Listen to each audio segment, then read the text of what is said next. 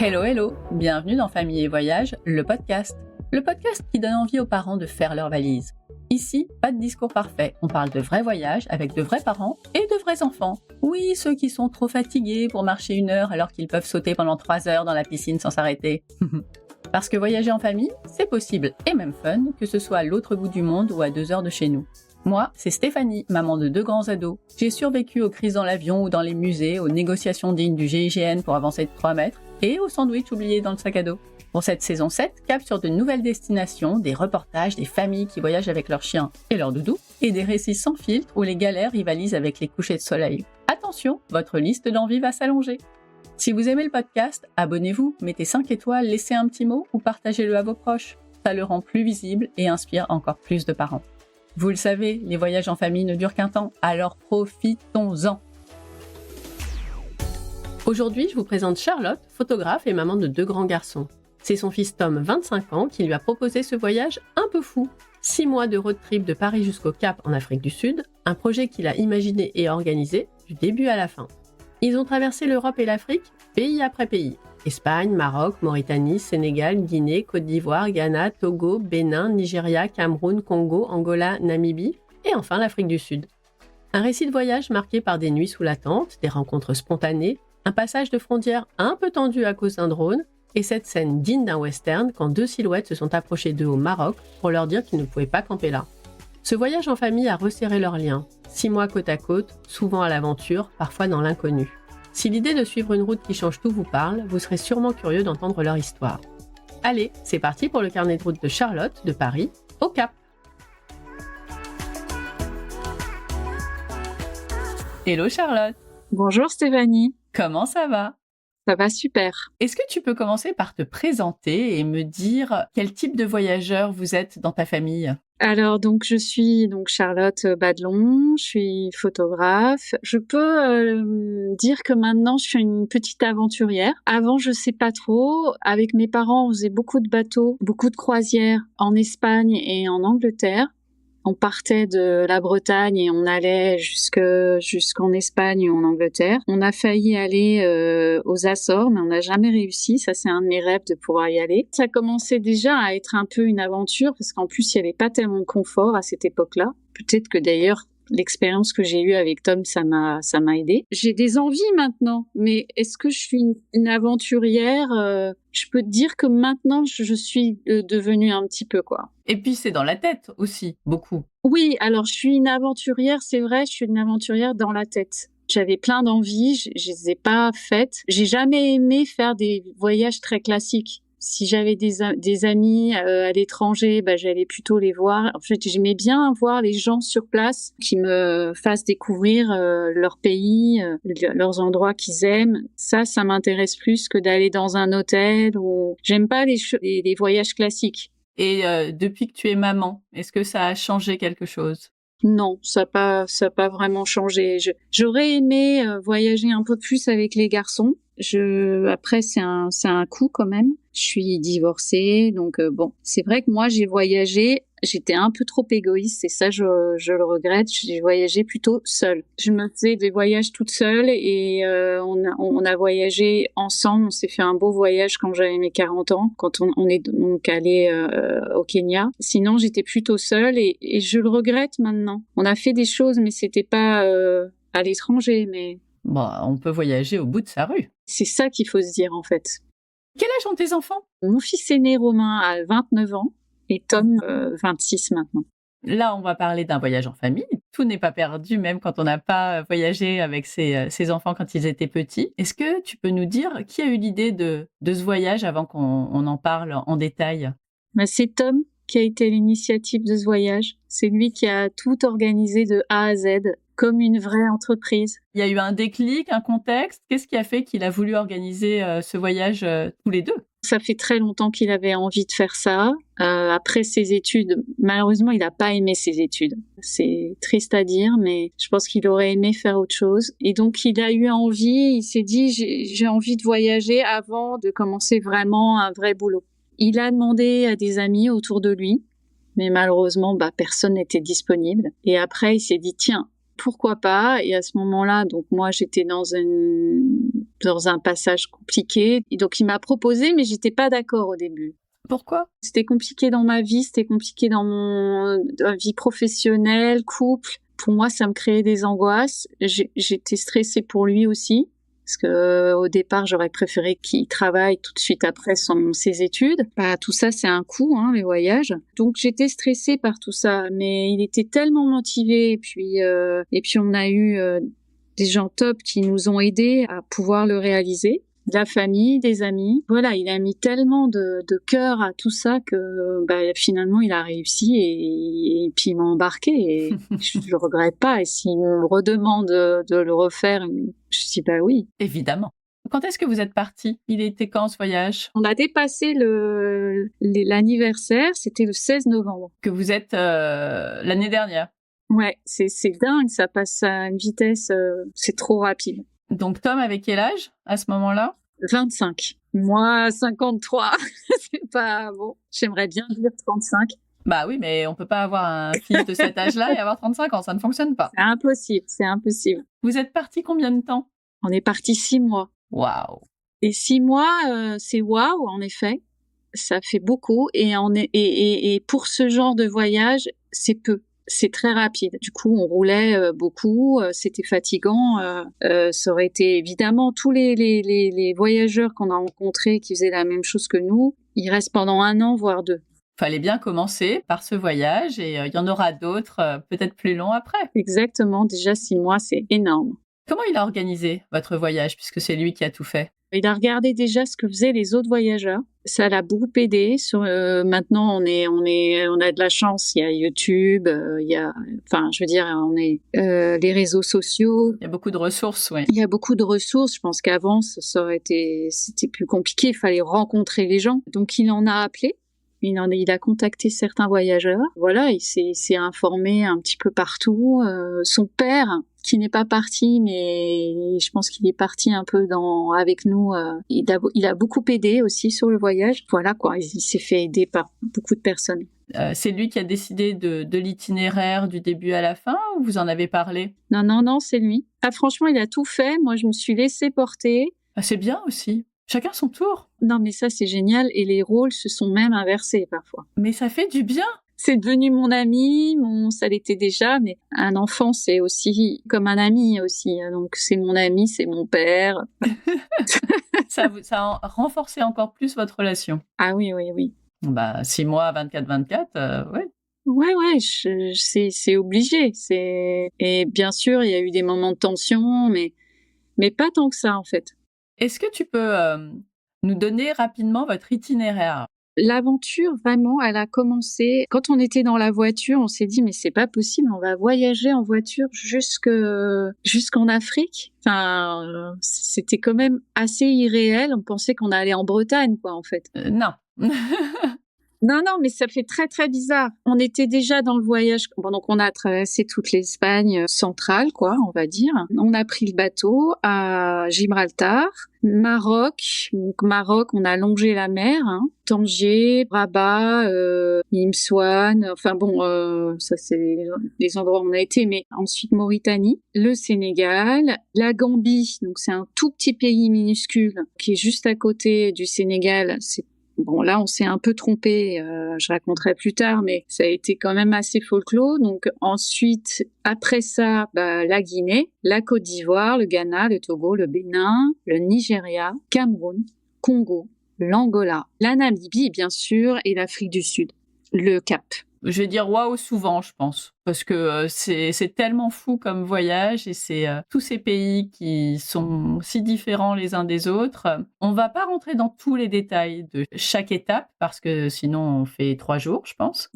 C'est ça. Alors pourquoi pas? Mais c'est quand même un peu long. Est-ce que tu peux nous emmener donc dans ce voyage avec vous en faisant pays par pays, mais vraiment en racontant ce que tu as envie de raconter, que ce soit les bons moments ou peut-être les petites galères. On aime bien les petites galères. Ouais. Qu'on se le dise quand même. C'est ça, sinon c'est pas drôle. Pour vraiment avoir une idée du voyage que vous avez réalisé et puis suivre dans nos têtes en t'écoutant. Il y a eu l'Espagne, c'était rien l'Espagne, mais on a eu une nuit magique. La première nuit qu'on a passée, c'était au Bardenas. C'était incroyable et on était au milieu de nulle part. On avait l'impression d'être au bout du monde, quoi. C'était un peu la Namibie en tout petit. Ah oui, pas mal. Un avant-goût. C'est un avant-goût, on a adoré. Donc voilà, donc ça a commencé comme ça, mais rien que de dormir sous la tente. Et en fait, il faudrait faire comme les voyages, c'est ça, il faudrait voyager comme ça. Ça m'a rappelé le bateau aussi. Je t'ai pas demandé, mais juste au moment où vous partez, c'est quoi votre état d'esprit? Vous êtes comment? Vous êtes surexcité? Il y a un peu d'angoisse? Le jour du départ? Ah bah le jour du départ, on est complètement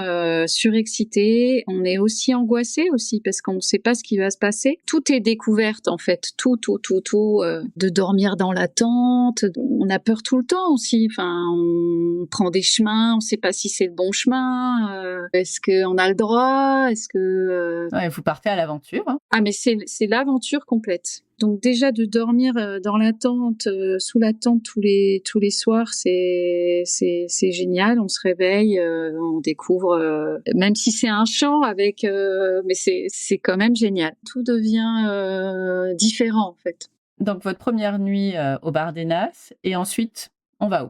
Il se passe quoi? Après, donc il y a d'autres nuits en Espagne, mais Bardenas c'était assez magique. Ensuite, on a dormi la veille pour aller dans le bateau à Gibraltar sur un parking. On n'était pas tout seul. On était face aux cailloux, donc c'était assez impressionnant. Il faisait pas beau ce jour-là, donc mais on était hyper excités. On s'est dit c'est dingue quoi. On va être au Maroc avec la voiture. C'est vraiment l'expédition quoi. Donc on s'est retrouvés dans le bateau. Il faisait un temps de chien. Il y avait personne. Il y avait un groupe de Coréens hyper sympa, mais on était tout seuls. Hein. Donc j'ai fait connaissance avec eux qui partaient en voyage organisé et ensuite le passage de frontière on était hyper angoissés parce qu'on avait un drone. Donc gros chien qui rentre dans la voiture avec ses grosses pattes et on a eu un gros stress. Donc heureusement tout s'est bien passé. Donc voilà, après on a été à Tangier. Malheureusement on restait très peu de temps, donc on n'a pas pu découvrir, mais j'aimerais bien retourner à Tanger, parce que j'ai eu un petit coup de cœur. Voilà, on a beaucoup roulé, Rabat, les cascades. Là, l'objectif, c'était de traverser assez vite? Bah oui, c'est ça, c'est qu'en fait, on a un timing. Bien sûr, on aimerait bien rester plus longtemps, mais aller plus dans les montagnes, parce que c'est vraiment très beau, le Maroc. On a passé en revanche 4 ou 5 jours à Imswan. Alors, c'est très touristique, il y a beaucoup d'étrangers. Mais c'est sympa, c'est l'ambiance surfeur. Tout le monde se balade avec son surf et son skate. Moi, je fais pas de surf, hein, mais Tom en a fait. Mais par contre, ils sont tous beaux. Les hommes sont beaux, les femmes sont belles. Voilà, c'est assez sympa à regarder. Et donc, moi, j'ai fait beaucoup de photos. J'ai parlé beaucoup aux gens. J'arrivais pas à m'installer. J'ai dû m'allonger 2 minutes sur la plage parce que je me dis mais non, je peux pas. Je suis pas là pour ça en fait. Il faut profiter et découvrir tout ce qu'il y a à découvrir. Exactement. Mais c'est pas d'une façon, on se repose, et allez, on a envie, mais en fait, je dis, mais non, non, franchement, je peux pas, je vais être frustrée. Mais c'est pas des vacances, c'est un voyage. Pas pareil. Ah, c'est pas du tout les vacances. Pas du tout. Voilà. Donc, j'allais beaucoup vers les gens et Tom a fait lui, par contre, il s'est détendu, mais Ensuite, il y a eu Tagazout, donc c'est un endroit où il y a d'ailleurs un parc de skate où il y a des jeunes il y a une association pour aider les jeunes à travers le sport. Ils ont créé ce terrain de skate qui est vachement sympa, très coloré, c'est assez beau et tous les gens se retrouvent le soir pour regarder les jeunes, les futurs champions. Donc il y a des compétitions, il y a plein de choses. Donc ça c'était super. Après les Marocains, on a eu malheureusement, on les a pas toujours trouvés très sympathiques. On s'est approché d'une école et on s'est dit ah tiens super, on fait coucou. Puis en fait ils nous ont lancé des cailloux et ils ont essayé d'ouvrir nos portes. C'était un peu chaud ça. Et vous avez accéléré? Qu'est-ce qui s'est passé? Ouais, nous on voulait leur parler, parce qu'en fait le truc c'est que nos fenêtres sont tout le temps ouvertes. On n'a pas de clim. On a découvert après quand la clim marchait plus tard, mais en fait, on s'en est très peu servi. Déjà, ça consomme beaucoup, mais c'est surtout pour être avec les gens, quoi. Très important de voir les fenêtres. Donc ça, c'était pas une super expérience. Ensuite, Mauritanie, puis juste avant ça, on longe la mer, donc il y a beaucoup de militaires qui ont des petites cabanes et qui surveillent la côte. On s'est arrêté une fois pour essayer de camper et en fait, il y a des mecs qui sont venus nous voir pour nous dire « Non, vous pouvez pas rester ici ». C'était un peu impressionnant parce qu'on les a vus de loin. On s'est dit, tiens, c'est bizarre. Ils vont vers notre direction. C'est pas bon. Comme les westerns. Donc, on s'est dit, non, on va pas. Donc, on est parti. Ça, c'était un endroit où c'était compliqué pour camper. Et vous avez fait comment? Donc, ce soir-là, justement, on n'avait plus trop le temps de chercher. Donc, on a dormi sur un parking. Ça, c'était pas sympathique. Sur une station-service, pardon. Ah, encore moins bien. C'est encore moins bien, ouais. Puis un autre soir, on a réussi à dormir sur une plage, mais ça, c'est grâce à des voyageurs qui nous ont indiqué le chemin. Donc, au début, on a un itinéraire, mais ça peut changer quand on rencontre des gens qui vont nous dire « Ah, c'est mieux de passer par là ». En fait, il faut toujours parler soit aux gens du coin. C'est autrefois, on faisait comme ça. Ben oui. Et d'ailleurs, c'était sympa parce qu'on parlait aux gens. Maintenant, on a des applications. Donc, d'ailleurs, on en a une qui existe toujours, qui s'appelle Overlander. C'est un voyageur qui a créé ça. Donc, il y a une carte où il y a tout dessus. Donc, on voit notre itinéraire et si on a besoin d'un garage, si on a besoin de dormir quelque part, mais même en brosse, hein. Donc, les gens vont indiquer, on a dormi là, la vue est superbe, là, attention, prenez plutôt ce chemin que celui-là. Donc nous, ça nous a vraiment guidés pendant tout le voyage. Et ensuite, l'application juste à la fin, en Namibie, a été payante. Parce qu'ils changeaient de modèle? Je pense, peut-être. Mais ce que je veux dire, ça nous a vraiment aidés. Enfin, je raconterai ça un petit peu plus tard mais ça, c'était bien. Ensuite, Mauritanie. Alors là, on passe vraiment dans un autre univers. Parce que le Maroc, déjà, j'y suis allée déjà un petit peu. Tom, est-ce qu'il est allé au Maroc avant? Non. Mais déjà, ce sont des paysages qu'on connaît un peu. On est dans le voyage de toute façon, quel que soit l'endroit, on est dans le voyage. Mais donc la Mauritanie, là, c'est autre chose. Déjà, les gens sont physiquement différents, qui sont d'une beauté. Je crois que j'ai jamais vu des gens aussi beaux, très longilignes, très grands, très fins, parce qu'il y a un mélange très élégant, façon de marcher. Je crois que j'ai jamais vu ça. On a l'impression qu'ils marchent sur des nuages. Enfin, c'est incroyable. Donc oui, c'est assez pauvre. C'est le Moyen Âge. Donc charrette, un peu mélangée bien sûr avec des voitures, mais beaucoup de circulation. Donc nous, on a été à Nouakchott. Bon, c'est un endroit où on peut pas faire du camping sauvage, c'est compliqué. Donc, on a été dans un camping au bord de la plage, assez simple. C'était super sympa. On est resté 3 jours et en fait, le but était de rencontrer une artiste peintre qui est assez populaire là-bas, qui défend les causes des femmes qui sont violentées. Donc, en fait, là-bas, c'est compliqué d'être une femme. Donc, elle les protège beaucoup et elle transmet plein de messages à travers son œuvre. Donc, elle est plasticienne aussi, elle fait plein de choses et elle a un petit atelier, elle y vit pas, mais où elle accueille d'autres artistes et elle expose aussi ce qu'elle fait. Et donc, c'est un atelier aussi comme une résidence aussi d'artistes. Donc on l'a rencontré, je l'ai photographié, Tom et moi on l'a interviewé, Tom l'a filmé. Donc ça, c'était un très beau souvenir. Et ça, c'était prévu? Ça, c'était prévu, organisé longtemps à l'avance. Les artistes, malheureusement, on n'en a pas rencontré tant que ça, mais tous les artistes qu'on a rencontrés, c'était préparé en amont. Et ça, c'est un ami peintre qui m'a donné ses coordonnées. Donc ça, je l'ai contacté sur Instagram. Instagram, c'est... Ah bah ça aide. Hein. Mais c'est génial. Ça aurait été très compliqué sinon. Donc ça, c'était une super belle rencontre et pendant ce séjour, donc elle nous a fait aussi découvrir des puits qui sont très gardés à Nouakchott parce que l'eau est importante là-bas. Donc en fait, il y a de l'eau partout. C'est pas ça le problème, c'est surtout qu'il faut créer des puits. Et puis l'eau est précieuse, donc en fait il y a toujours des gens, des gardes qui gardent les fontaines, enfin les puits plutôt. Donc ça, elle est venue avec nous parce qu'elle nous a dit que voilà, c'est un peu dangereux. Enfin, il faut faire attention, quoi.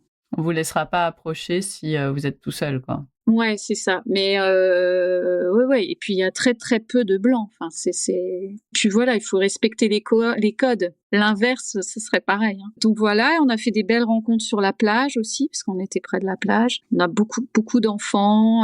J'ai photographié des enfants. Les pêcheurs, alors un petit peu, mais c'est compliqué les pêcheurs. Mais dans tous les pays, sont des guerriers, sont des ours un peu. Faut d'abord leur parler. Faut pas prendre des photos comme ça directes. Jamais, en règle d'ailleurs, mais jamais. Encore moins eux, j'imagine. Oui, mais donc sont des gens très intéressants. Donc ensuite on est parti et juste avant d'être au Sénégal, on a passé une réserve qui s'appelle la réserve naturelle de Doualing. Alors là, c'était magique. En plus, c'était la période où il y avait tous les oiseaux migrateurs. Et là, c'était incroyable. Tom a fait une super belle vidéo d'ailleurs de flamants roses qui s'envolent. Enfin, le drone d'ailleurs, il a failli se recevoir un coup. Aïe. C'était assez dangereux, c'était un peu chaud. Et il aurait pu se faire bouffer par les oiseaux, quoi. Ça aurait été dommage. C'était le début du voyage. Oui, c'est ça. Donc on a pris un peu de risque. Mais là, on n'a jamais vu autant d'oiseaux. C'était incroyable. Donc là, évidemment, on aurait bien aimé rester un peu plus longtemps parce qu'il y a des choses à voir. Il y a les pêcheurs qui sont là. Je pense que tu peux faire un tour en pirogue. Ça, c'était magique. Mais il faut continuer. Alors, on va où? C'est assez chouette comme ça d'aller de pays en pays. En très peu de temps, il y a des paysages qui changent, les maisons, enfin l'architecture, les gens aussi, enfin physiquement. Donc c'est intéressant. Ensuite, le Sénégal, on a commencé par Saint-Louis. Pareil, là, c'est dommage, on s'est pas assez baladé dans Saint-Louis parce que je pense que il y a des choses au niveau architecture, tout ça, il y a des choses intéressantes à aller voir. Et donc, on a dormi dans un camping que nous a conseillé des voyageurs, parce que sinon, on serait passé à côté, qui s'appelle Zebra Bar. Donc vraiment, il y a beaucoup de voyageurs qui viennent là. C'est l'arrêt, je pense, pour se reposer juste après et puis pour commencer la suite du voyage. Donc là, on s'est reposé, on était un peu fatigués quand même. Il se trouve qu'on dormait pas très très bien. On n'a jamais dormi très très bien parce qu'il y a du bruit autour. Ça doit dépendre où vous êtes aussi. Si c'est en pleine nature ou sur un parking, c'est pas pareil, quoi. Non. C'est en pleine nature ou pas loin. Au Maroc, il y a quand même pas mal de mosquées, donc le matin, voilà. Donc c'est beau, mais c'est mais c'est tôt. Mais c'est tôt. Et puis aussi, il y en a qui chantent bien et d'autres pas très bien. C'est assez drôle. Ah oui. Et puis il y en a plusieurs aussi. Ça, c'était assez comique. Donc on n'a pas très très bien dormi. Et puis quand il y a beaucoup de silence, c'est super, mais c'est aussi angoissant aussi. On découvre le silence où il y a le vrai, où il n'y a aucun bruit. Ça, j'avais jamais, on va dire, entendre ça. On était à Saint-Louis, à Zebra Bar, et donc là, à ce moment, on a pris notre temps. On était un petit peu sur nos ordis parce qu'on savait qu'après, on n'avait pas tout le temps Internet. Donc en fait, pour préparer les posts, anticiper, donc ça c'est génial, Insta, parce qu'on peut programmer à l'avance. Enfin, je dis ça parce que je connaissais pas. Donc j'étais contente de découvrir ces trucs. Donc on a fait ça, on s'est reposé. À ce moment-là, bon, c'était sympa, mais en même temps pas de chance. Mais bon, il y avait une école qui était venue passer une semaine, une école classe verte, quoi. Bon, c'était mignon, mais il faisait beaucoup de bruit. Les enfants, mais c'était cool. Donc en fait, on n'y avait absolument personne, mais il y avait que cette école. Et à la fin du séjour, il y a un des professeurs qui a fait un gâteau au chocolat à tomber. Donc ça, c'était sympa. Et vous avez pu en manger? Et on en a mangé. Ouais. Ah, trop bien. Donc ça, c'était super. Et sinon, on se faisait à manger. Hein. On dormait dans notre tente. C'était un camping avec des petites maisons. On pouvait dormir dans notre voiture. Donc, ouais. Et puis, on se faisait à manger nous-mêmes. Il y a juste une fois, on a pris un petit déjeuner. Mais sinon, on se faisait notre tambouille nous-mêmes. Donc, Saint-Louis, c'était bien chouette. Donc, c'était super chouette. Voilà. Donc là, c'était un petit peu le repos. Vous êtes allé où après? Donc on était en Casamance, on a eu un petit souci de voiture. Ça a commencé un petit peu, rien de grave, je me souviens plus ce que c'était, mais Tom, il a vraiment beaucoup appris et enfin, c'est incroyable, c'est que après, à la fin, dès qu'il y avait un bruit, il savait ce que c'était, quoi. Ah bah oui, forcément. Forcément, il a appris Sur la route, sur le tas, comme on dit. sur le tas, exactement. Donc en fait, on a continué le chemin. Là, on dormait sur les plages, en pleine campagne. Où est-ce que vous vous ravitailliez? Vous achetiez à manger où? Alors, ça a commencé à Saint-Louis d'ailleurs. On est allé au supermarché parce qu'après, il faut dire qu'après, il y a plus de supermarché, hein. Donc à Saint-Louis, on a fait un bon ravitaillement. Le ravitaillement, c'est quoi? Alors après, bien sûr, on est dans une voiture, donc on peut pas non plus se charger un max. Mais ça va être quoi? Ça va être bien sûr des pâtes. Ça nous a sauvés. Des pâtes, des œufs, mais les œufs, après, on en trouve un peu partout. Surtout des pâtes, du riz, des choses qu'on ne va pas trouver sur la route. Du gruyère râpé, ça c'est le truc un peu luxe parce que on aimait bien, mais ça coûte très cher. Des conserves? Oui, des conserves, des sardines, ça on en trouve partout des sardines, mais du shampoing, enfin le nécessaire pour le nécessaire. Oui, bah oui. Mais tout ce qui est frais, sinon c'était sur place, c'était sur la route et on se ravitaillait, voilà comme ça. Bon allez, on continue. Donc Saint-Louis est derrière nous, vous êtes en Casamance, vous vous arrêtez où, vous faites quoi? Après Saint-Louis, donc Dakar, on n'est pas resté très longtemps parce que Dakar il y a beaucoup de monde, beaucoup de circulation. On est juste allé voir la statue en haut qui est magnifique, donc je me souviens plus le nom, mais c'est absolument magnifique. Alors on devait rencontrer des associations de danse, une danseuse, malheureusement ça s'est pas fait parce que c'est pas les bonnes dates et ils pouvaient pas nous recevoir, donc ça c'était un peu triste. On est allé direct à l'île de Gorée. Donc ça, c'était super. On a rencontré une association. Une association de quoi? C'est une association pour les enfants qui ont soit des problèmes à l'école ou qui dans la famille. Enfin bon, pour essayer de les aider. Beaucoup de soutien scolaire, soutien moral, enfin tout ça. Donc c'est une petite maison où les enfants viennent quand ils veulent. Il y a beaucoup d'enfants? Et il y a pas mal d'enfants, ouais. Je sais plus combien. Donc ça, on les a rencontrés. Et ils font beaucoup de choses pour eux. Donc là, j'ai fait énormément de photos. C'est tout petit, hein, mais c'est très compliqué de faire des photos là-bas parce que malheureusement, c'est devenu très touristique. Donc l'île de Gorée, c'était une île aux esclaves. Les bâtiments sont très beaux d'ailleurs. Donc c'est chargé d'histoire et donc les gens viennent pour ça, pour voir. Et donc les personnes n'aiment pas se faire photographier. Faut respecter. Donc on respecte, donc on parle, donc et puis ça se fait ou ça se fait pas. Donc voilà, donc ça c'est un lieu magique, la Gorée. Ensuite la Somone, comme je te disais, on dormait sur les plages, dans les champs et tout ça. On a traversé pour aller au sud du Sénégal, donc la Casamance, Cap Skirring notamment. On a traversé la Gambie, qui est un tout petit pays où on parle anglais. Et en fait, on s'est dit, tiens, on va passer par là pour éviter de prendre le pont. Donc on s'est dit, tiens, ça va être plus rapide pour y aller en bateau.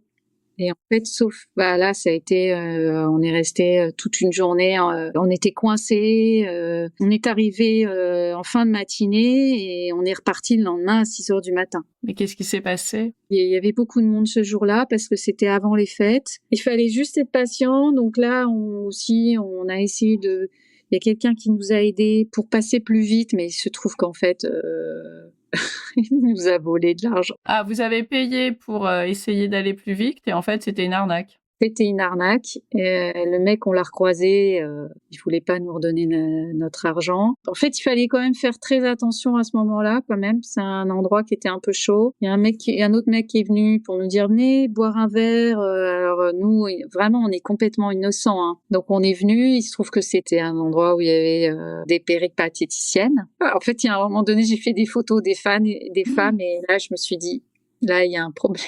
Peut-être pas. Là, je fais les photos, mais je pense que on va pas rester très longtemps, quoi. Et donc on lui a proposé des femmes aussi, Tom aussi. C'était assez comique. Donc ouais, alors j'ai dit à Tom, mais là je pense qu'on va pas, il va falloir qu'on parte. Il faut pas rester trop longtemps. Puis ça a avancé lentement et puis on a dormi finalement sur le parking. Il y a plein de gens qui étaient coincés comme nous et notamment un mec qui avait un mariage et était hyper bien habillé. Il a pas pu, c'était le témoin, il a pas pu aller au mariage. Vous avez su si c'est tout le temps comme ça ou si c'était particulièrement ce jour-là? C'était particulièrement ce jour-là, parce que c'est la fin de semaine, bientôt Noël.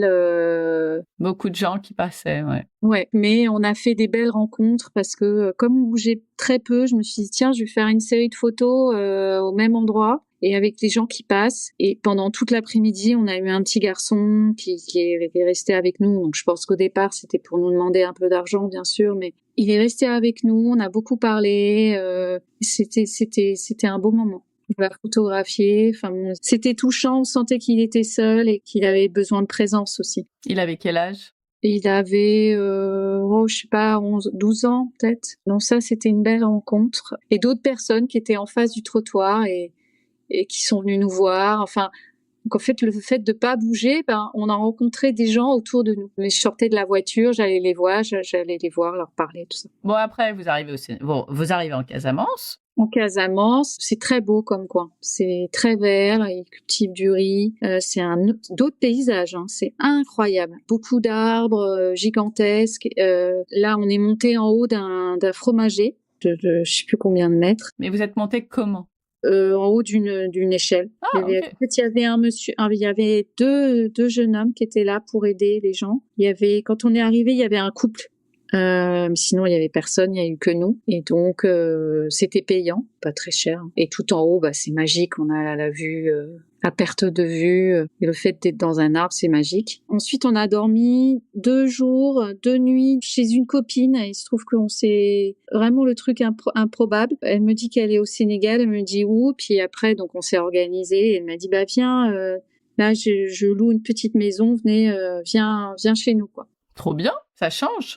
Donc ça change. Donc on a passé 3 jours ensemble quoi. Et donc Cap Skirring, c'est le coin où ils ont construit le Club Med. Le Club Med, on l'a pas vu parce que c'était au bout de la plage. Donc en fait, ils ont choisi cet endroit. C'est pas pour rien parce que c'est vraiment un des plus bels endroits. Donc bien sûr, c'est un petit peu touristique. Donc voilà. Donc ça, c'était absolument magique. On quitte le Sénégal et ensuite on se retrouve en Guinée. Guinée, là c'est pas du tout touristique. Donc là, ça y est, on commence dès la Guinée. On est dans des endroits où personne n'a vu de blanc. Parce que Sénégal, beaucoup de Français qui viennent habiter, surtout fin de vie. D'ailleurs, il y a des femmes qui se mettent avec des hommes plus jeunes et des hommes avec des femmes plus jeunes aussi. Et donc, il y a beaucoup de Français. Donc là, la Guinée, ça y est, là, on est, ça change d'univers. Les paysages sont différents. C'est des énormes cailloux, des gros rochers énormes, un peu comme dans Tarzan. Il y a beaucoup de rivières, donc il fait très frais le matin, chaud le soir et chaud la journée, et frais le soir. Donc c'est très agréable comme climat. Là, on a fait des belles rencontres de voyageurs, dont 2 Français hyper sympas, avec qui on est resté toujours en contact. Eux, ils continuent à voyager d'ailleurs. Ils sont partis en France et ils sont repartis là de nouveau. Et donc eux, ils avaient une voiture, ils avaient un camion, une ancienne ambulance norvégienne. Et donc on s'est rencontrés sur une rivière et on a continué le chemin ensemble. Ils voyageaient avec 2 chiens. Ils en ont perdu un malheureusement et ils en ont donné un pendant le voyage aussi parce que c'est trop compliqué. C'est trop compliqué de voyager avec les chiens? Ouais, 2 grands chiens. Quand on les a rencontrés, il y en avait un qui commençait à être malade et il est mort 15 jours après. Ils ont jamais su ce que c'était. Et le deuxième, était trop âgé et ça a commencé à fatiguer, quoi. C'était un voyage trop fatigant pour elle. Donc ça, voilà. Donc ça, Guinée, magnifique. C'est là où on a dansé aussi pour la première fois. En fait, notre petit rituel avec Tom, c'est qu'on se filmait. On s'arrêtait sur une route où il y avait personne et on se filmait et quelquefois il y avait des gens sur la route. Donc on entraînait avec nous. Et j'ai dit à Tom, attends, là, on s'arrête près d'un village. On va carrément leur demander Et en fait, on est carrément rentré dans le village, parce que le but, c'était d'être sur la route. Mais là, il y avait des voitures qui passaient, donc on est rentré dans le village. On leur a déjà parlé un petit peu, leur dire notre souhait. S'ils étaient d'accord, ils ont dit oui, et puis ils ont mis leur musique. Et puis moi, j'adore. Je suis peut-être timide dans la vie, mais je suis pas timide En danse. en danse.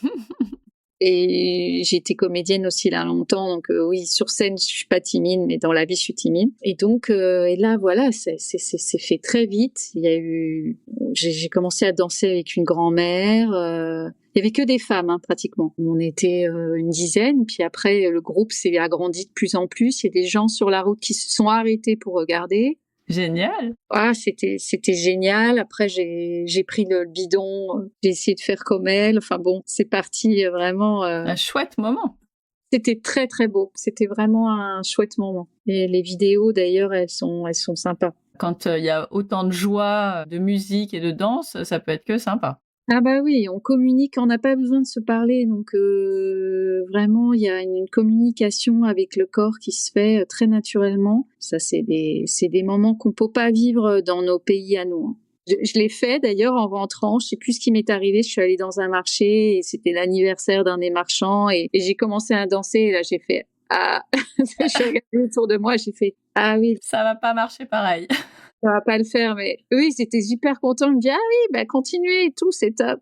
Et là, je me suis sentie un peu seule. Oui, et c'est pas l'idée, en plus, donc ça va pas. Et c'est dommage, hein. Nous, c'est très compliqué. Tout est dans le jugement. Oui, là, on partait sur autre chose. Mais tu as essayé, c'est bien. J'ai essayé et voilà, et je conseille à tout le monde de le faire. Si tout le monde le faisait, il y aurait plus de malaise à commencer à danser.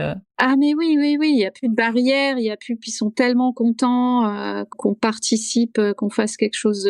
Enfin, et puis il y a pas d'histoire d'argent après. Alors ça nous est arrivé plus tard en Côte d'Ivoire, parce qu'en Côte d'Ivoire c'est différent. Les gens vont tout le temps demander de l'argent. Voilà, puis après on fait des photos ensemble et ensuite elles ont dû vite partir parce qu'en fait on voulait faire des photos avec elles et tout ça, et puis en fait elles devaient partir au marché travailler, donc elles ont dû nous laisser. Mais j'espère qu'elles s'en rappelleront toujours et nous aussi. Hein. Donc ça, Guinée, voilà. Donc ça, Côte d'Ivoire, c'est là qu'il y a, on a eu beaucoup de soucis. Déjà, le climat change, il fait chaud mais très humide là pour le coup. Nos corps, ils sont fatigués. On est fatigué. La voiture, on a eu un gros souci. Elle a failli cramer. Voilà. Mais ça, grâce à ça, on a fait des belles rencontres.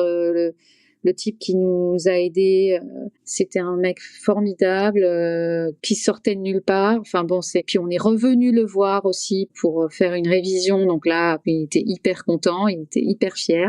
Ça a été très dur, on a beaucoup stressé, mais grâce à ça, on a fait des belles rencontres. À chaque fois qu'il y a un truc stressant, on rencontre des belles personnes. J'ai été malade, donc on a cru que j'avais le palu, mais en fait non, c'était juste, j'étais fatiguée, j'ai fait une infection alimentaire, mais ça, pendant tout le voyage, j'ai été malade plusieurs fois, à chaque fois c'était ça. Ensuite, Ghana, on n'est pas resté longtemps, on est resté 7 jours. Ça, c'est toujours des problèmes de visa.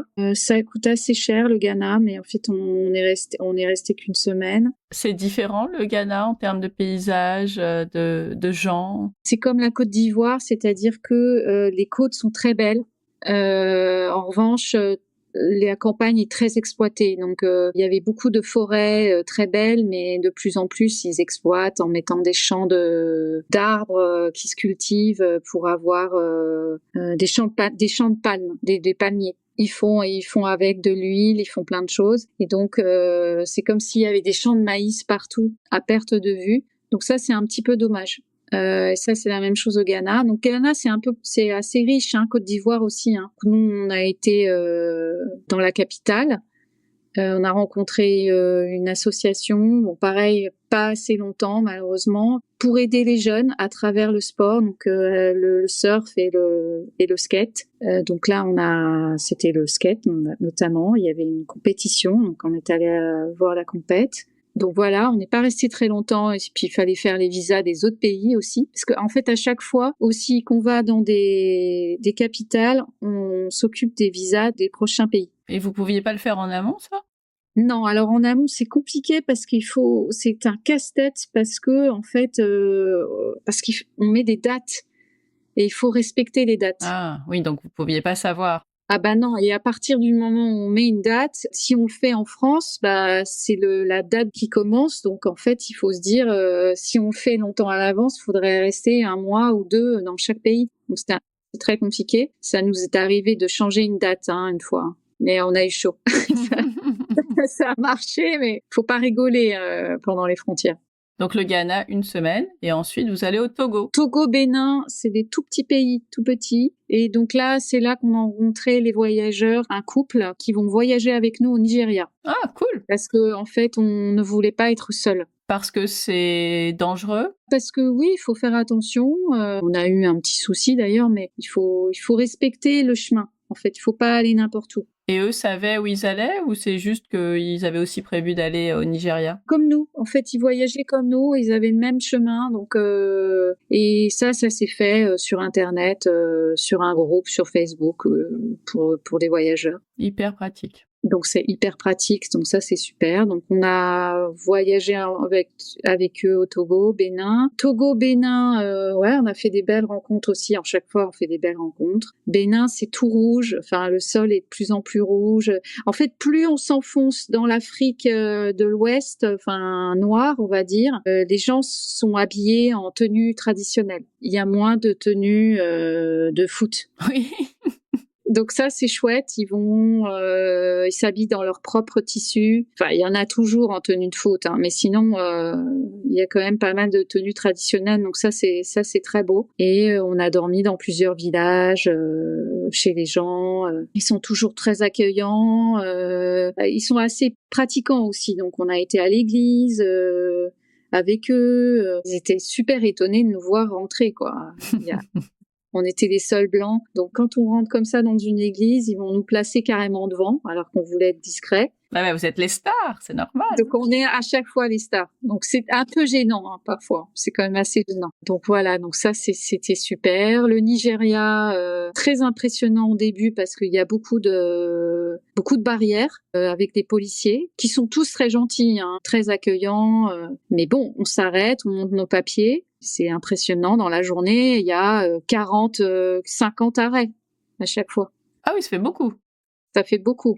Donc on monte à chaque fois nos passeports. On n'a pas eu de problème. On n'a jamais eu de problème. C'est juste une fois, ça c'est grâce à nos autres voyageurs qui voulaient aller dans un sanctuaire des singes. C'était absolument magique, au pied de montagnes. C'est très beau le Nigeria. Alors, au début, c'est très impressionnant parce qu'il y a beaucoup de monde.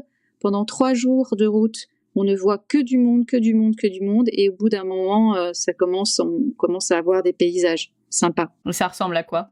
C'est très vert, avec des énormes, des arbres immenses. On n'a pas vu le bord de plage, non. On n'a pas vu le bord de mer, mais c'était plutôt la campagne. Donc vraiment, c'est la jungle. C'est super impressionnant. Donc il y a donc voilà, on voulait aller dans ce sanctuaire des singes, et on s'est retrouvés enfermés dans la forêt.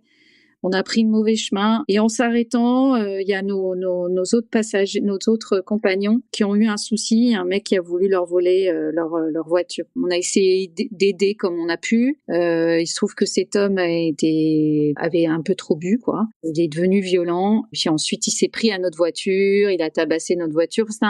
C'était super impressionnant. On s'en est sorti. On a finalement retrouvé le chemin. Il se trouve que c'était une forêt où il y avait plein d'arbres exotiques. Donc, il y a des gens qui coupent les arbres pendant la nuit. Et pendant tout le chemin, on voyait des gens avec des énormes tronçonneuses. C'est pas gai. Sinon, quand on s'est retrouvé dans le sanctuaire des singes, c'était absolument magique. C'était incroyable. Il y en avait beaucoup? En fait, c'était des chimpanzés. La plupart, ce sont des singes qui ont été élevés par des hommes, maltraités. Et ils essayent de les habituer de nouveau à la nature. On n'a pas l'impression qu'ils sont enfermés. C'est immense. Ils dorment dans les arbres. On voit leur nid d'ailleurs. Je savais pas qu'ils dormaient dans les arbres. Enfin, ça semble logique, mais en fait non. Et ils sont encerclés d'un grillage, mais voilà, ils sont vraiment dans la nature, quoi. Et parfois, les chimpanzés sauvages, malheureusement, il y en a de moins en moins. Des gorilles aussi, pareil. Ils sont chassés, les gens les mangent. C'est considéré comme de la viande. Soit ils sont domestiqués, soit ils sont mangés, quoi. Ceux qui sont encore vivants, enfin ceux qui sont dans l'état sauvage, de temps en temps viennent dans l'enclos parce que ils se disent c'est pas mal, on est sécurisé, on nous donne à manger. Ils sont extrêmement intelligents. Donc voilà, ça c'était une belle expérience. Là encore une fois, on aurait aimé rester plus longtemps parce qu'il y a en plus c'est des gens qui sont passionnés, qui se battent pour ça parce qu'en fait il faut savoir qu'il y a des villageois qui sont d'accord et d'autres qui sont pas d'accord. Donc ceux qui créent des endroits comme ça, mais ils mettent toute leur vie, toute leur énergie et parfois ils risquent leur vie, hein. Ah bah oui, j'imagine. Il y a de plus en plus de monde en plus, donc il y a moins de place pour les animaux et ils sont chassés aussi. Donc ils ont pas le même rapport que nous. Nous, il faut les sauver et eux, il faut manger, quoi. Mais c'est normal, hein. Donc voilà, c'est Nigeria, mais voilà, c'était une belle expérience et à la fin, le chemin se terminait dans les montagnes. Alors là, c'est absolument magique, des paysages, on a l'impression d'être en Irlande, mais rien à voir avec le début où on est dans la jungle et là, tout d'un coup, beaucoup moins d'arbres, des collines, tout orangé. Le chemin, là, c'est plus des routes, ce sont des pistes, mais dans beaucoup d'endroits, parce que sinon on va passer 5 heures dans la conversation, mais sinon, les routes, c'est pas vraiment des routes, hein. C'est pour faire 30 kilomètres, on va passer des heures, quoi. Donc c'était magnifique, des paysages, les gens aussi physiquement sont différents, ils sont pas du tout le même physique, ils sont très beaux, très fins. Il y a beaucoup de mélange, je pense. Voilà. Ensuite Cameroun, on n'est pas resté longtemps, on a fait nos visas, je suis retombée malade. Et Congo magique, c'est vert comme c'est super vert. On n'a jamais vu ça. Beaucoup de collines et avec des couvertes d'herbes qui font 4 mètres de haut. Donc en fait, les collines, elles bougent. Ah oui, c'est beau. C'est super beau. Beaucoup d'insectes aussi. On n'a jamais vu ça. En fait, à chaque fois qu'on s'arrête à un endroit pour manger un petit truc, pour se nourrir, on se dit tiens, c'est super, on va observer. Puis en fait, on peut pas rester très longtemps parce qu'il y a plein d'insectes autour de toi. Donc on se dit ouais super, on va s'allonger dans l'herbe. Non, très mauvaise idée. On voit des termitières. On n'a jamais vu des termitières comme ça. Hyper haute. Ah mais immense et dont une qu'on a filmée qui est magique, mais magique. On l'a vue au loin, donc ça c'est génial d'avoir un drone parce que le drone a pu s'approcher parce que nous c'était impossible. Donc ça c'est absolument magique et je pense que Gaudi a dû s'inspirer de termitières. Ah c'est possible, ouais. Mais c'est incroyable l'architecture. C'est assez étonnant, hein, les termites, hein. Oui, ce qu'ils sont capables de faire, c'est fou. Ah, c'est incroyable. Mais je pense qu'il y a beaucoup de gens qui se sont inspirés des architectes, qui se sont inspirés de leur construction pour garder la fraîcheur, tu vois. Oui, ah bah oui, oui. C'est génial. Donc Congo, puis on a vu aussi pareil, en sanctuaire des singes, on est allé voir les gorilles. Ah ça c'est encore autre chose les gorilles, parce que déjà les chimpanzés c'est bien, mais les gorilles il y en a encore moins. Oui, alors les gorilles, il y a cette fameuse femme dont on a parlé là récemment, qui est morte. Oui, qui est décédée, oui. Ouais, alors qui s'est beaucoup battue. On aurait bien aimé voir son lieu, mais on n'a pas pu. Donc là, c'est un endroit où ils protègent les gorilles. Voilà, les gorilles en état sauvage, il y en a très peu, je pense, parce que pareil, ils sont chassés, ils sont mangés. Et puis, il y a de plus en plus de population, donc ils ont peu de place. Et donc là, pour les protéger, ils ont finalement mis les gorilles sur des îles. Parce que les gorilles ne savent pas nager. Donc voilà, donc là, ils sont protégés. On était en bateau à moteur et donc là, on est allé les voir. On peut pas aller sur l'île, hein. Ce sont des animaux sauvages quand même, mais on les a vus de très près. Ça, c'était magique. Je pense que pour les voir vraiment dans la montagne et tout ça, ça c'est exceptionnel. Ça c'est un autre truc. Ça coûte très cher d'ailleurs. Oui, il y en a pas mal en Ouganda aussi. Oui, je pense que ça doit être absolument magique, mais c'est un autre voyage. C'est un autre voyage il faut gagner beaucoup de sous. Mais ça se mérite. Mais oui. Ça, c'est encore autre chose de les voir près comme ça. Mais donc là, c'était quand même assez magique de les voir comme ça. C'est un peu triste aussi, mais c'est comme ça, c'est la vie. Ils sont protégés, ils sont, on va dire, un petit peu plus heureux. Puis, bien sûr, on était à Brazzaville et on a vu les sapeurs. Qu'est-ce que c'est, les sapeurs? Les sapeurs, ce sont, alors d'ailleurs on en a vu un tout petit peu au Cameroun. Les sapeurs, c'est un rituel en fait où ils viennent se montrer. En fait, ils s'habillent. Les gens? Des gens en costume, costard. Ça va de la cravate aux chaussures, en fait. C'est tout un... Et ils viennent se pavaner. En fait, c'est un peu comme un défilé de mode. Ça se fait depuis très très longtemps. C'est hyper sympa. On en a rencontré un peu, mais pas tant que ça, parce qu'à ce moment-là, c'était la fête de la femme ou je sais pas quoi, c'était très sympa aussi. Mais donc, on en a vu un peu, mais pas autant qu'on aurait aimé, quoi. Donc ça, c'est vraiment très chouette à faire à Brazzaville. Et ce qui était sympa, c'est là, on a dormi dans un club de tennis des années 80, tenu par deux Portugais, un couple portugais, qui adore accueillir les voyageurs. Donc en fait, on paye pas, sauf on paye juste sa consommation si on veut boire un coca, quoi. Et là, on a dormi 3 ou 4 nuits parce que pareil, on en profite à chaque fois pour faire nos papiers. On a rencontré 2 vétérinaires qui étaient là pour récupérer leur voiture et 2 anciens vétérinaires qui sont devenus des reporters, on va dire. Donc elle écrit et lui fait des photos d'animaux et c'est des animaux assez rares. Donc là, ça faisait 5 ans qu'ils voyageaient. Eux, c'est vraiment des grands voyageurs. Ils ont été malades, je sais pas combien de fois. Ils ont vu des trucs incroyables. Donc voilà, nous, on est tout petits à côté. Pour l'instant. Pour l'instant. Qui sait? Comme les cyclistes aussi, j'ai pas dit, mais on a rencontré des cyclistes. Ça aussi, c'est un autre voyage. Ils sont vraiment très près des gens, là.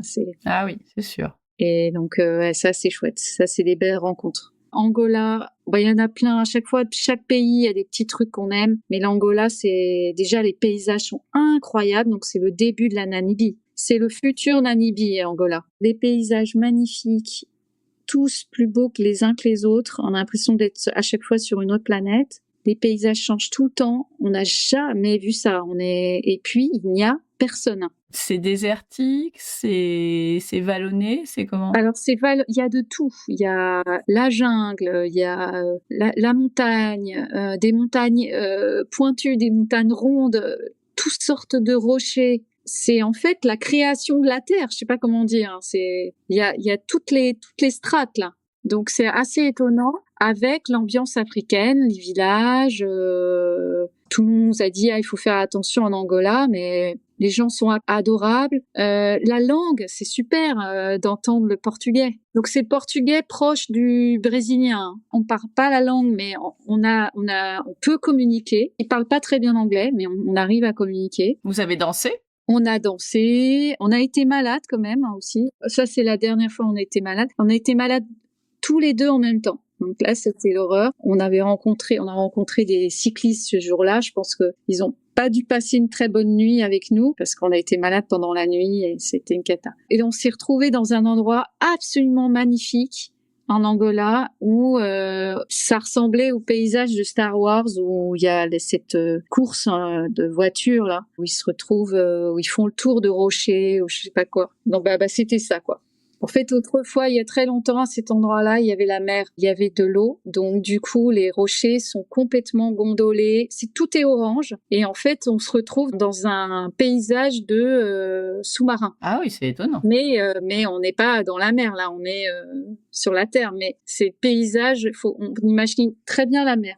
Donc là, c'était absolument magique. On est resté 15 jours. Bien sûr, on aurait aimé rester plus longtemps. Ensuite, Namibie. Les paysages aussi grandioses. Mais là, c'est autre chose. Alors au début, il y a encore l'ambiance africaine dans le nord. On voit des tribus. D'ailleurs, des tribus qu'on n'avait jamais vues. Ils sont pas habillés pareil, ils sont pas coiffés pareil. Et ensuite, plus rien, plus personne, plus de village, plus rien du tout, parce que tout est privatisé en fait. Toutes les terres sont privatisées. Mais comment ça? C'est des réserves? Oui, je peux pas appeler ça des réserves, mais et en plus c'est des paysages à perte de vue, mais à chaque fois il y a des petites barrières toutes fines. On peut la sauter la barrière. Mais tout ça c'est privé. Donc tout ça, ça a été acheté. Et si on veut prendre un chemin, ça nous est arrivé à un endroit. D'ailleurs, il y avait marqué privé, mais on y est allé quand même. On s'est dit merde, il va y avoir un gardien qui va venir. Mais personne n'est venu, heureusement. Mais bon, ça aurait pu être un peu chaud. Mais ouais, donc plus de village, plus personne sur la route, complètement désert. Alors du coup, ça fait des paysages un peu lunaires. Voilà, mais bon, sinon on s'en prend plein les yeux. et les paysages changent tout le temps. Donc c'est vraiment la continuité de l'Angola. C'est incroyable, on se retrouve dans des anciens cratères. Vraiment, c'est la création pour moi, c'est la création de la Terre, là. Ouais, c'est étonnant. C'est assez étonnant, avec des plantes qu'on n'avait jamais vues, des cactus incroyables qui sont immenses, avec des formes qu'on n'avait jamais vues. Il y a une plante, je connaissais pas, je me souviens plus le nom, mais qui est immense, on en a vu de toutes les tailles, mais ça peut être immense, et donc c'est un peu préhistorique. Il y a un endroit, d'ailleurs on peut pas les toucher, c'est assez préservé. Les plantes sont dingues, les paysages incroyables. Le seul truc, c'est un peu triste, c'est qu'il n'y a plus cette ambiance africaine et c'est malheureusement très touristique. Donc là, nous, on a été au début de la saison, donc il n'y avait pas trop de monde. Et puis on a eu beaucoup de chance aussi, surtout, c'est qu'on a vu la Namibie verte. Il a beaucoup plu avant. Il n'avait pas plu depuis des années et des années. Toutes les dunes, les montagnes étaient vertes, donc incroyable. Ah oui, c'est pas du tout l'idée qu'on a de la Namibie. Ah, pas du tout. Et je pense que, en fait, les images que Tom a filmées, les vidéos, là, enfin, j'avais jamais vu ça. C'est plutôt jaune. Là, c'est vert et c'est magnifique. Et on a eu la chance aussi de voir une cascade. C'était chez des voyageurs chez qui on a été. Après, on a été malade, on n'était pas bien, donc il fallait qu'on se repose. Donc, on a trouvé des voyageurs hyper sympas qui nous ont logés et qui nous ont dit il faut absolument voir cette cascade qui est à la frontière de l'Angola et de la Namibie. Et en fait, ils ont ouvert les vannes. C'est d'habitude où il y a très peu d'eau, c'était grandiose, quoi. On a eu beaucoup de chance, mais après là, la Namibie aussi, pareil, on peut pas faire beaucoup de nuits en sauvage. À chaque fois, c'est du camping. On a fait 2 fois, mais on n'avait pas le droit de le faire, mais on l'a fait quand même. On n'avait pas le droit, mais sinon, c'est du camping. On a fait des choses touristiques dans les dunes, la dune 40, dont tout le monde a entendu parler quand on va en Namibie. Nous, on a essayé de faire des choses un peu à l'inverse de tout le monde. Vous n'êtes pas allé voir les animaux? Vous n'avez pas fait de safari? Alors non, malheureusement non, parce qu'on nous a dit que c'était pas la bonne période, qu'il y avait beaucoup d'eau, parce que nous, on a essayé de chercher les éléphants. On a fait du off-road, c'est-à-dire de la randonnée, on va dire, du hors-piste. D'ailleurs, c'était un peu stressant, mais Tom, il adore ça. Il est peut-être plus aventurier que moi, donc ça, c'était absolument magique. Mais s'il nous arrive un pépin, là, c'est compliqué. Et il nous est arrivé quand même pas mal de pépins aussi, avec la voiture en Namibie. On est allé dans pas mal de garages. Vous avez fait les choses à contre-courant, mais vous avez quand même visité, vous êtes allé dans pas mal d'endroits. Ouais, pas mal d'endroits. Donc surtout l'endroit touristique pour les dunes, qui sont orange. Et ça, c'est magnifique. En fait, c'est un grand parc. Ça, c'est payant, même si c'est immense. Et donc, on arrive à 6h du matin. Il faut pas louper le coche. Et là, tout le monde part à toute vitesse et tout le monde va... Alors, il y a plusieurs dunes. La dune 45, la dune 40, et puis il y a la rivière où il y a les arbres morts. En fait, tout le monde allait je sais plus si c'était 40 ou pas, peu importe, ou 45. Mais nous, on n'a pas été sur la même dune, donc on s'est retrouvés tout seuls. Ah, c'est bien ça. À 6h30 du matin, on avait le lever du soleil, donc ça, c'était super. En fait, faut pas faire comme tout le monde, quoi. Faut juste se renseigner un petit peu avant. Donc voilà, ça c'est absolument magique, même si c'est très touristique, mais il faut le faire quand même. Ensuite, l'Afrique du Sud, quoi. L'Afrique du Sud, 3 semaines, et la voiture, elle commençait un petit peu à traîner. Donc là, il a fallu qu'on la mette chez le garagiste parce qu'il fallait réparer certaines pièces. Et donc, comme c'était long, on est resté 3 semaines. Bon, c'est bien ça. Ça, vous avez pu visiter. Ouais. Et donc, ce qui est un peu bizarre, c'est que ça y est, on se retrouve dans un pays occidental. Enfin, c'est beau, c'est magnifique, mais ça y est, l'ambiance africaine, c'est fini. Mais ça commence déjà la Namibie. Et en fait, ça nous manque terriblement, en fait. Vous aviez plus l'habitude, vous étiez bien dans cette ambiance, et là, il faut à nouveau s'habituer. À l'ambiance qu'on connaît déjà dans nos pays à nous. Même si c'est très beau, même si c'est chouette. Le Cap, nous, on est resté au Cap parce que c'est immense, le Cap. C'est immense, l'Afrique du Sud. De toute façon, on peut pas faire ça tout en 3 semaines. Donc, on est resté au Cap et on s'est pas mal baladé. On a fait beaucoup de randonnées. On essayait financièrement de faire attention parce que on était dans des Airbnb. On pouvait pas faire autrement. Juste une nuit, on a dormi au bord de la plage, mais c'est pas tellement conseillé quand même, il faut faire attention. Donc on était dans des Airbnb et donc les activités, tous les trucs sont payants, c'est assez cher. Donc en fait, on a fait beaucoup de randonnées et ça c'était super. Le Lionhead, le Table Mountain, Donc ça, c'est magique. C'est quoi votre état d'esprit à ce moment-là? Parce que ça y est, vous êtes arrivés, au bout. L'objectif est atteint, mais quand vous arrivez en Afrique du Sud, vous êtes comment? À part fatigué? Ouais, ça c'est sûr. On est, et puis, affamés.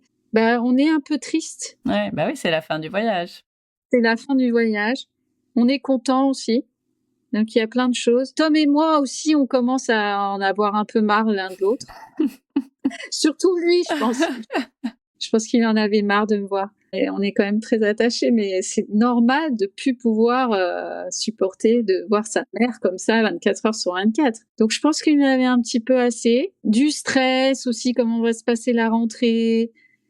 Ça, c'est dommage parce que ça nous a un peu gâché. Et en fait, on se sentait déjà à la fin du voyage, même si c'était pas encore complètement terminé. Et le stress de la voiture aussi. Ah bah si, oui, si vous avez dû passer beaucoup de temps au garage, j'imagine que c'était ça, vous en seriez bien passé. Et ça, c'était vraiment le voyage, la voiture, c'était vraiment la partie la plus stressante. Vélo, c'est plus simple, hein, mais c'est quand même dur, mais c'est... Ouais, mais quand tu crèves au milieu de nulle part à vélo, tu peux pas te réfugier dans ta voiture en attendant que ça se passe, quoi. Donc, je sais pas si c'est mieux, hein.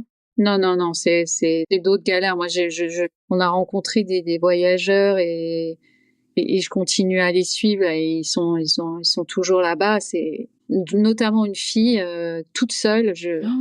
Beaucoup d'admiration. Ah oui. Elle dort tout le temps dans des villages. Elle est tout le temps chez les gens, en fait. Ouais, c'est une autre façon de voir les choses. Moi, si je pouvais, j'aimerais bien le faire. Je sais pas si je serais capable, mais je pense que c'est magique aussi. Bon, on va passer au guide pratique. Super. Combien de kilomètres vous avez parcouru? 25 000, je crois. Ok. T'as une idée de combien d'heures de voiture en tout ça représente? À la louche. 200 quelque chose, 280. Quel type de véhicule vous aviez? C'est un 4x4 Toyota. Toyota, pourquoi? Parce que, évidemment, Tom, il s'est renseigné avant, parce qu'en fait, on a plus de facilité à trouver les pièces en Afrique. Et d'ailleurs, je t'ai pas demandé, vous alterniez la conduite? Oui, bien sûr. Les formalités, on en a parlé tout au long de l'épisode, vous les faisiez d'un pays à l'autre par rapport aux dates, donc voilà. Est-ce que vous avez fait des vaccins? Vous aviez une pharmacie hyper développée? Bien sûr, donc on a fait tous les vaccins avant qu'il faut pour l'Afrique. Tom en a fait plus que moi, parce que moi j'en avais fait déjà avant, mais donc il était moins un jour que moi. Heureusement, un ami qui a un endroit pour faire des vaccins nous a aidé financièrement, parce que ça coûte assez cher les vaccins. Mais oui, c'est vrai. Ça coûte très très cher. Je pensais pas. Donc du coup, nous a coûté un peu moins cher. Donc il faut savoir que c'est un coût, mais il faut le faire. Il faut le faire de toute façon. Ah bah oui, sinon tu risques gros quand même. Exactement. La pharmacie, j'ai bien sûr apporté un peu trop de trucs. Il vaut mieux trop que pas assez, non? C'est ça. Les antibiotiques au cas où. Et ça, je les ai cachés parce que de temps en temps, peuvent chercher un peu. Mais voilà, j'ai pris ce dont on avait besoin, le plus besoin. Et quand on avait mal au ventre, j'ai pris fallait. Mais oui, la pharmacie, c'est important. Qu'est-ce qu'il faut surtout pas oublier quand on fait un voyage comme le vôtre? Alors, lampe frontale. Tous les deux, on n'a pas fait beaucoup de camping. Alors, on nous a conseillé, donc on l'a pris. Lampe frontale, boule qui est. Ah oui. Au début, j'ai dit, mais attends, franchement, pas besoin. Et si, parce que on n'est pas que dans la nature, donc et même la nature peut faire du bruit. Quand on est au bord de la plage, la mer fait beaucoup de bruit. C'est pas des petites vagues, c'est des grosses vagues, donc c'est le vent, tout le bruit de la nature. Donc boule pièce, j'ai dit lampe frontale, bandeau aussi, on peut avoir bandeau sur les yeux, mais on l'avait pas. Sérum physiologique, j'en avais apporté plein et heureusement. En fait, personne ne m'avait dit ça. Parce qu'il y a beaucoup de poussière. Nos fenêtres étaient ouvertes. D'ailleurs, les gens du coin, à chaque fois, se raclent le nez, la gorge et tout ça, mais parce que ce sont pas des routes aussi. Oui, c'est de la piste. C'est de la piste. Donc, alors, ça nous a sauvés. Donc, on en met dans le nez, partout, la bouche, les oreilles. Sérum phy, très important. Gourde. Filtrante? Oui, gourde filtrante, même si on achetait tout le temps des bonbonnes d'eau. Mais ça nous arrivait parfois de pas avoir d'eau, donc avec les rivières, on s'en sortait quand même. Même si on trouve de l'eau partout, dans des toutes petites boutiques, il y a toujours de l'eau. Mais voilà, les gourdes, c'est quand même important. C'est quoi votre plus gros coup de cœur à Tom et à toi, ou le sien et le tien? Il y en a eu plein, j'en suis sûre. Oh là là, oui, c'est dur. La danse, les rencontres insolites, je sais pas, il y en a plein. Côté sécurité, tu nous l'as dit un peu au fur et à mesure, il y a eu des endroits moins sympas que d'autres. Donc cette aventure au Nigeria, il y a eu d'autres choses aussi où quand on dort en fait pas loin de la route et qu'on est un peu vu, faut faire attention. Donc on a eu comme ça 2 personnes qui sont venues au petit matin. Heureusement la tente était repliée et on allait partir en fait. Alors ils se sont fait passer pour des policiers, je pense que et ils nous réclamaient de l'argent. Ils nous disaient ah tu vas payer mon essence, ah je vais en parler à mon chef, il va venir vous mettre une amende, vous avez pas le droit d'être là. Donc on lui explique on gêne personne, on se repose. On n'a pas dit qu'on a dormi parce que sinon. Et là Tom disait ah, mais on va pas partir, on va attendre le responsable. J'ai dit non, mais là, on va partir tout de suite. Part tout de suite. Donc voilà, ça, et chez un garagiste aussi au Nigeria, où c'était un peu chaud, où il a fallu négocier, où il y avait plein de mecs autour de nous. On était un peu encerclés, qui nous annoncent un prix qui était normal, et puis après, ils nous annoncent une somme de dingue. Et il faut négocier on a négocié pendant 1 heure, je crois. Et donc là, j'ai joué la carte, mais plusieurs fois, là, et les autres fois, la carte de la mère. Alors là, ça marche. Le respect, la mère, c'est très important là-bas. D'être une maman, t'es un petit peu plus respectée. Donc voilà, ça a marché. Aussi, quand on va dans des villes, à chaque fois, ils inventent des amendes.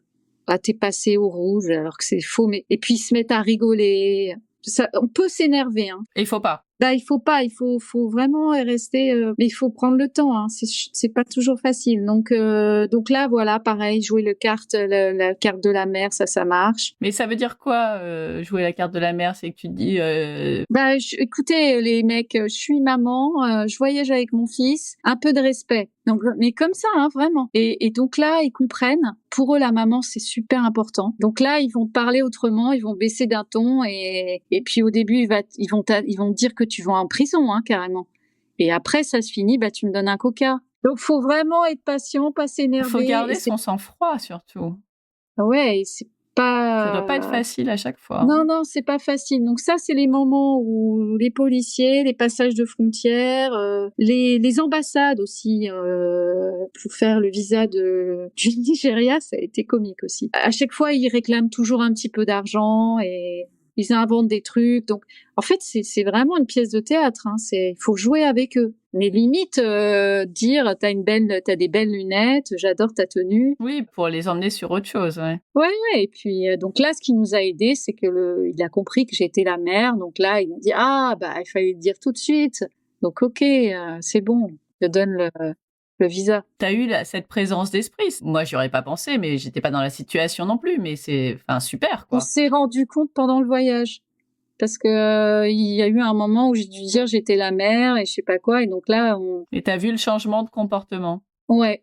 Vous êtes beaucoup fait à manger, mais est-ce que vous avez quand même goûté des spécialités culinaires marquantes? On va pas se mentir, ce sont pas les meilleurs.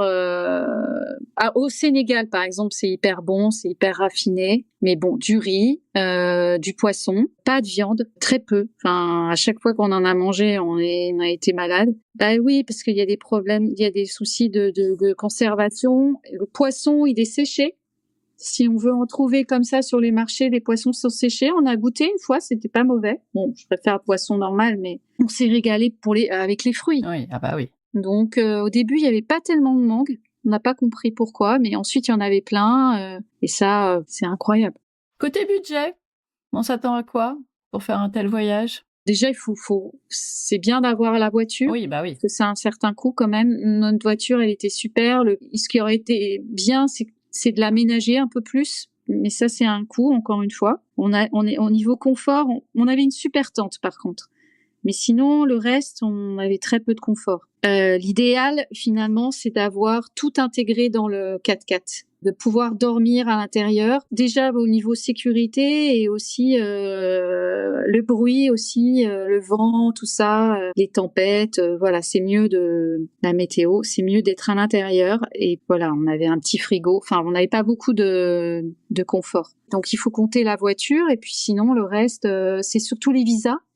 les visas qui coûtent très cher, suivant les pays, et l'essence, le carburant. Et t'as une idée du budget global? 20 000, on va dire à peu près 20 000. Habituellement, je demande une anecdote, un truc qui t'est arrivé lors d'un de tes voyages et dont tu te serais bien passé. Je pense qu'on en a eu un certain nombre déjà. Donc, Ouais. votre prochaine destination tous les deux, est-ce qu'elle est prévue? Non, elle n'est pas Non, prévue. pas encore. S'il y a un souhait de ta part, en tout cas. Oui, bien sûr, si il me demande de repartir, je dirais oui. Cette fois-ci, peut-être pas la même chose, évidemment. Évidemment que c'était super de traverser les pays. Là, j'aimerais bien aller dans un des pays où on a été et de rester plus longtemps. Quelle destination aimerais-tu découvrir sur le podcast? Alors, tiens, tout à l'heure, je parlais des Açores, même si c'est devenu, malheureusement, je pense, un peu touristique. Ah bah oui, mais il doit y avoir des endroits où ça l'est moins. Ah bah certainement. Un endroit où on n'a pas l'habitude d'aller. Ah si, il y a un endroit, je crois que c'est dans les montagnes en Inde, où ils montent à cheval. Enfin, il y a un truc assez, je sais plus où c'est. Au Kyrgyzstan ou c'est. Là, il y a le Kirghizistan, mais c'est un pays à part entière, c'est pas en Inde. J'en ai un petit peu. J'ai fait un épisode dessus, mais qui est pas très détaillé, mais je vais en refaire un autre bientôt. Donc. Et puis sinon, Tom a la chance de partir avec son père au Brésil. Mais bon, c'est pas une aventure. Mais c'est plus des vacances. C'est plus ses vacances parce que sa belle-mère y a habité longtemps, donc elle va leur faire découvrir le coin. Pour finir, ma dernière question, je demande c'est quoi pour toi en fait de voyager en famille? Qu'est-ce que ça t'apporte? Donc c'était pas beaucoup le cas avant, mais là après ce voyage, est-ce que en quelques mots, tu pourrais me dire ce que ça représente pour toi ce voyage? On est ensemble complètement 24 heures sur 24 et on est ensemble quoi. On n'est pas gêné par je sais pas par la vie qu'il y a autour.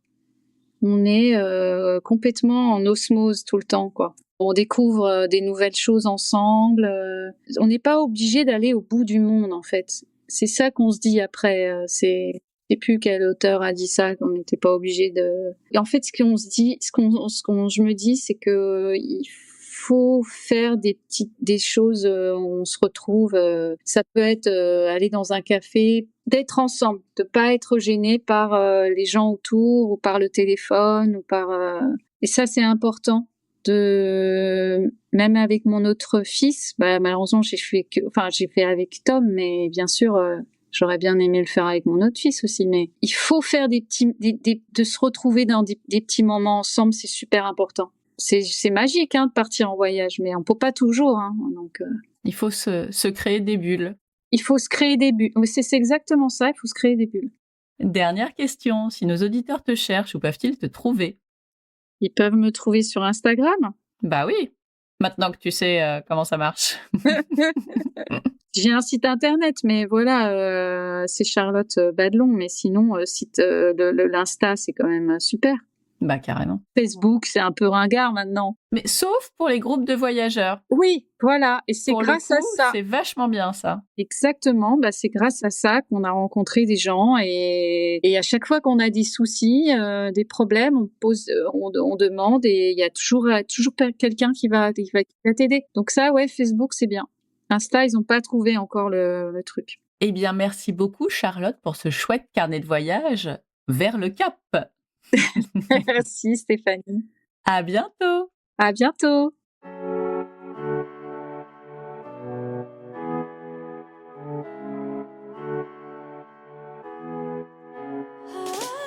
Et voilà, merci d'avoir écouté jusqu'au bout.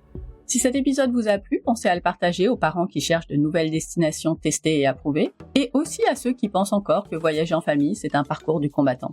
Alors en fait, parfois ça l'est, mais pas plus que sans les enfants, et surtout c'est tellement plus chouette avec eux. Pour ne manquer aucun épisode, abonnez-vous sur la plateforme que vous utilisez en ce moment. Ce serait vraiment dommage de louper les prochaines destinations. Comme d'habitude, toutes les infos de l'épisode sont sur le blog famille et voyage avec un s.com. Et si vous avez envie de papoter, de poser une question, de proposer une destination ou un invité, retrouvez-moi sur Instagram à Famille et Voyage, toujours avec un S. À très vite pour le prochain épisode. D'ici là, prenez soin de vous, inspirez-vous et créez-vous de chouettes souvenirs en famille.